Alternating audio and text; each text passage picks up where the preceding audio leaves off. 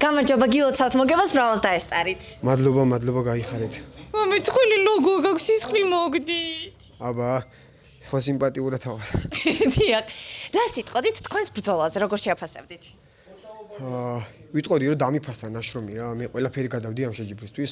4 თვეა აი დარბაზში ვათენებ ვაღამებ, ასე რომ დიდება უფალს დამიფასდა რასაც ვაკეთებდი ის. ავიცით რა რაღაცას გეტყვეთ. თავიდან რო წაიქეცით, მულტფილმის გმირივით წაიქეცით და თავზე ჩიტები ხო არ დაგტრიალებდათ? ჩიტები კი არა, რა ვიცი, მე ზიცაში ვიყავი ოღონ 2 წამი. ოიმი. თქვენს მომავალ მეტოქეს რას ეტყოდით?